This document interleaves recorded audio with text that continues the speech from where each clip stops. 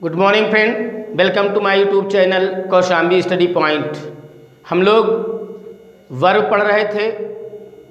पिछले वीडियोज में हमने हाई स्कूल इंटर के इम्पॉर्टेंट क्वेश्चन दिए, ग्रामर से रिलेटेड, लिटरेचर से रिलेटेड। उससे पहले वर्ब पढ़ रहे थे। वर्ब में हम लोगों ने फाइनाइट वर्ब पढ़ा। फाइनाइट वर्ब आप जानते हैं क्या होता है। The verb which is used according to number and person of subject is called finite verb. जिस वर्ब का प्रयोग सब्जेक्ट के नंबर और पर्सन के अनुसार किया जाता है उसे फाइनाइट वर्ब बोला जाता है। और इसके बारे में और अधिक जानकारी रखना है तो मेरे चैनल के प्लेलिस्ट में जा कर के आप पार्ट्स ऑफ स्पीच में वर्ब का एक वीडियो पड़ा हुआ है, उसमें वर्ब के बारे में डिस्क्रिप्टिव बिल्कुल विस्तार से बातें दी गई हैं। तो उसमें आप लोग देखेंगे फाइनाइट वर्ब में मेन वर्ब आया, मेन वर्ब, इंट्रांजिटिव वर्ब आया, फिर एक्सिलरी वर्ब आया, प्राइमरी एक्सिलरी, मॉडल एक्सिलरी, बहुत सारी चीज़ें आपको वहाँ मिल जाएगी। आज हम लोग बात करते हैं नॉन फाइनाइट वर्ब और उसके यूसेज को पढ़ेंगे। Non finite verb,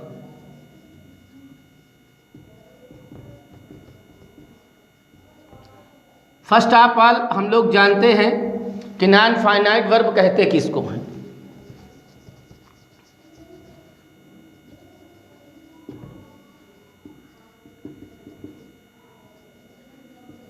non finite verb, जिस वर्ब का प्रयोग सब्जेक्ट के नंबर और पर्सन के अनुसार नहीं होता है उसे नॉन फाइनाइट वर्ब कहा जाता है।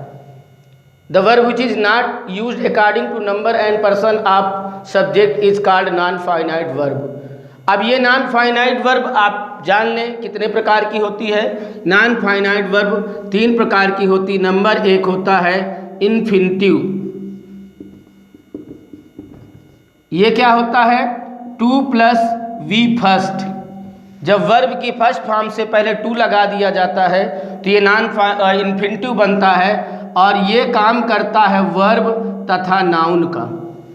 किसका काम करता है? वर्ब तथा नाउन का। एक चीज़ आप लोग और ध्यान दीजिएगा, नॉन फाइनाइट वर्ब को डबल पार्ट्स ऑफ स्पीच भी बोला जाता है।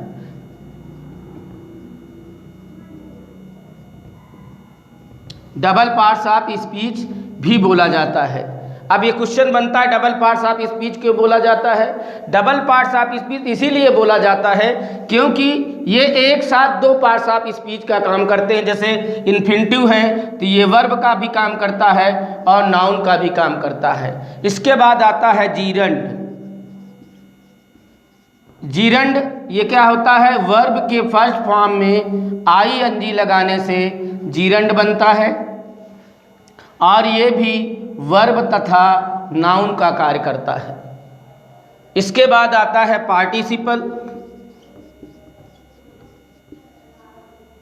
पार्टिसिपल 3 प्रकार के होते हैं। Present participle, past participle, perfect participle.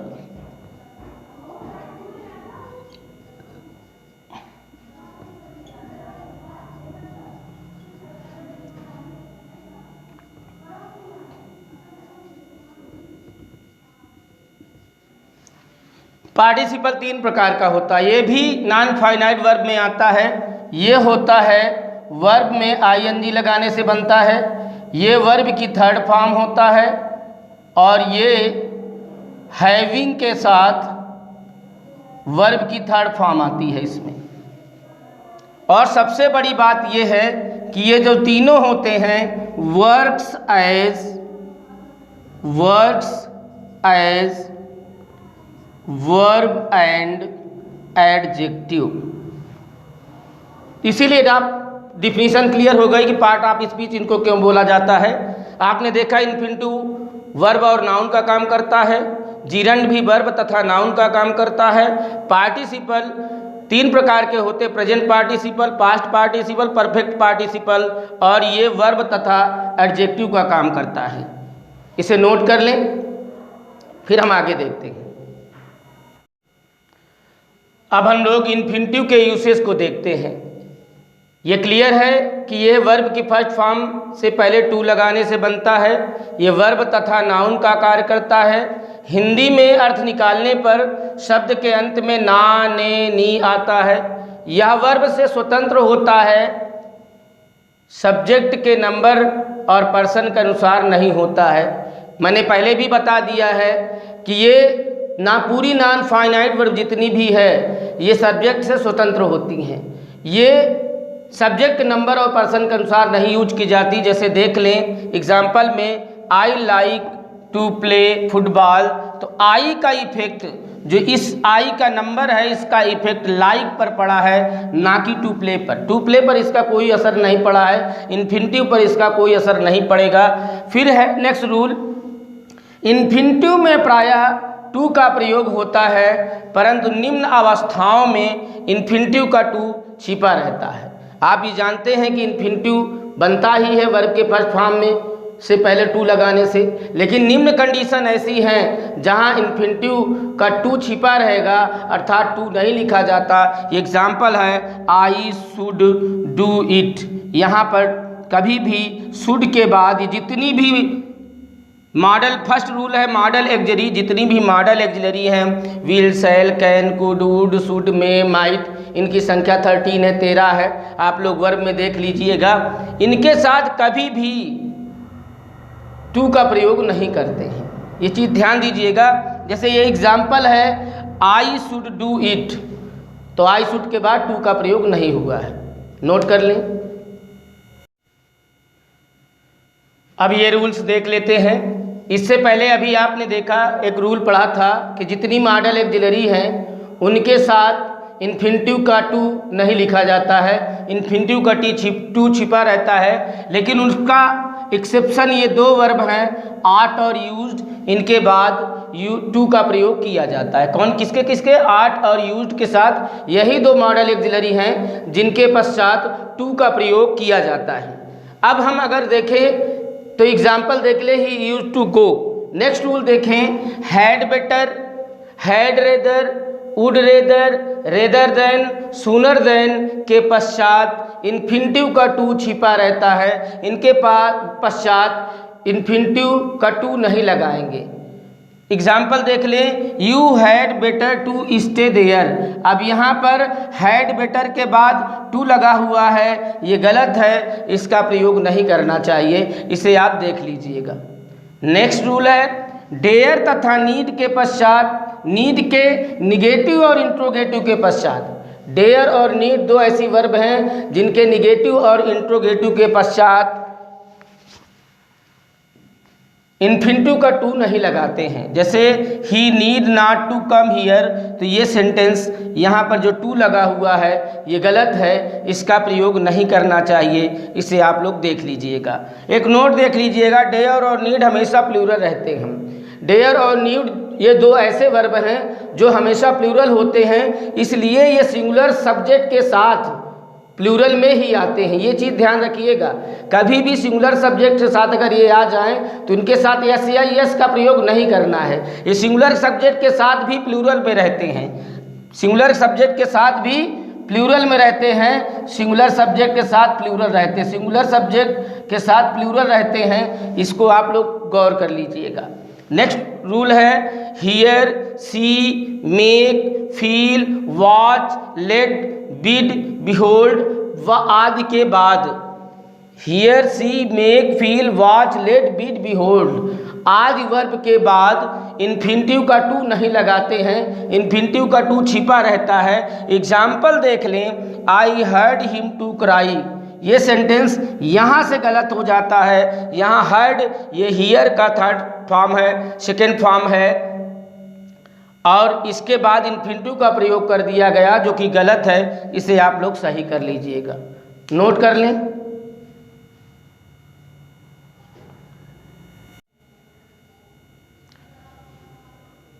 अब ये रूल देख लेते हैं, इन्फिनिटिव से रिलेटेड रूल पढ़ रहे हैं। तो ये बट, देन तथा एक्सेप्ट के बाद इन्फिनिटिव का टू छिपा रहता है। अभी हम उसी रूल में चल रहे हैं, बट, देन तथा एक्सेप्ट के बाद इन्फिनिटिव का टू छिपा रहता है। एग्जाम्पल देख लें, he did no more than to play, he did no more than to play, यहाँ पर ये टू गलत है, इसका प्रयोग नहीं करना चाहिए।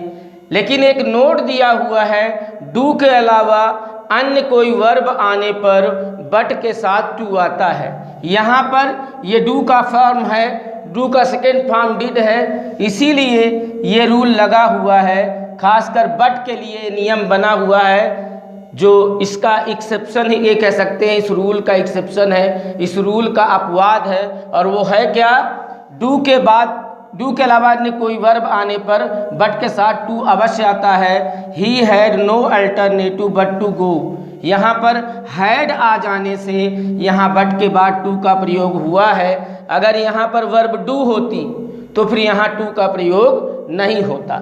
नेक्स्ट रूल है, यदि सेंटेंस में कई इन्फिनिटिव्स हों और वे एंड से जुड़े हों तो टू का प्रयोग केवल पहले इन्फिनिटिव के पूर्व करते हैं। ध्यान दीजिएगा, यदि एक सेंटेंस में बहुत सारे इन्फिनिटिव आ गए हों और वो एंड से जुड़े हों तो इन्फिनिटिव को जो टू होता है उसका प्रयोग सिर्फ पहले वाले इन्फिनिटिव के पहले करते हैं, बाद वाले के नहीं करते हैं। एग्जाम्पल देख ले, I want to read and to write, ये सेंटेंस यहाँ से गलत हो जाता है, यहाँ टू का प्रयोग नहीं होना चाहिए क्योंकि यहाँ पर टू का प्रयोग हो चुका है। इसके बाद जितने भी इन्फिनिटिव आएंगे उनमें टू का प्रयोग नहीं करेंगे, सिर्फ पहले वाले के साथ करेंगे। नेक्स्ट रूल है, टू के बाद हाउ तथा इन्फिनिटिव का प्रयोग अवश्य करते हैं। ये रूल आप ट्रांसलेशन के बेस पर भी याद कर लीजिएगा। जैसे बहुत से लोग कहा करते हैं, मुझे तैरना नहीं आता, मुझे लिखना नहीं आता, मुझे खेलना नहीं आता, तो बहुत इसको आप ट्रांसलेट कर देते हैं, I do not know to swim, I do not know to dance, I do not know to write. ये सेंटेंस गलत है। सही क्या होना चाहिए कि I do not know how to dance. जैसे ये सेंटेंस देख लें, I do not know to swim, मुझे तैरना नहीं आता है, ये सेंटेंस गलत है क्योंकि नो के बाद हाउ का प्रयोग अवश्य होना चाहिए। हो जाएगा I do not know how to swim. ये सेंटेंस ऊपर वाला गलत था और ये सेंटेंस नीचे वाला सही है, नोट कर लें।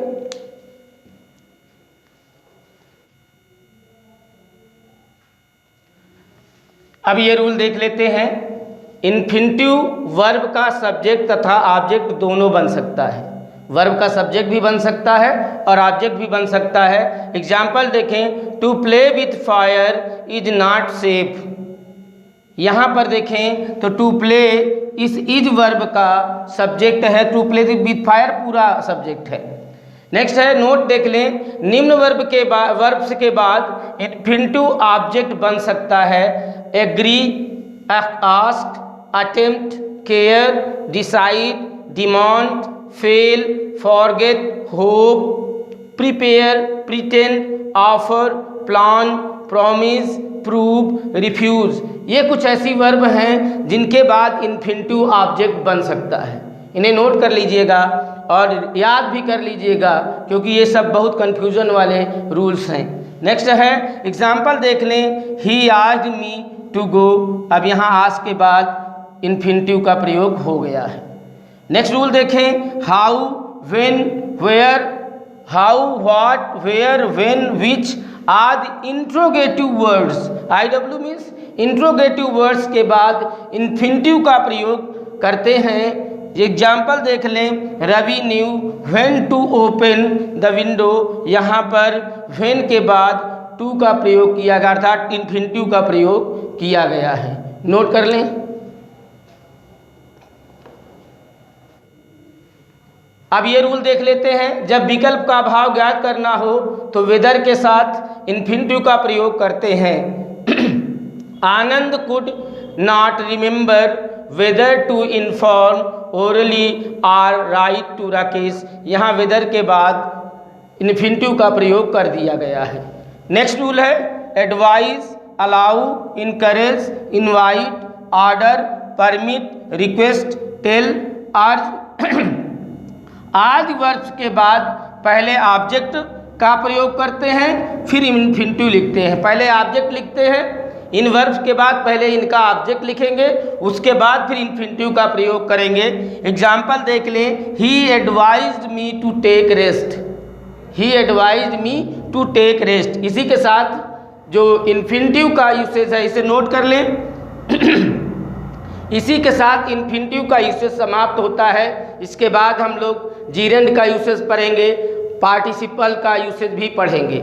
आप लोग हमारा पूरा वीडियो देखा करिए और अगर वीडियो पसंद आता है तो अपने दोस्तों में अधिक से अधिक शेयर करिए और लाइक करिए, कमेंट करिए, सब्सक्राइब करिए। सब्सक्राइब करने के बाद बेल आइकन ज़रूर प्रेस करिए ताकि हमारे वीडियो को नोटिफिकेशन सबसे पहले आप तक पहुंच सके। Thank you, thanks for watching.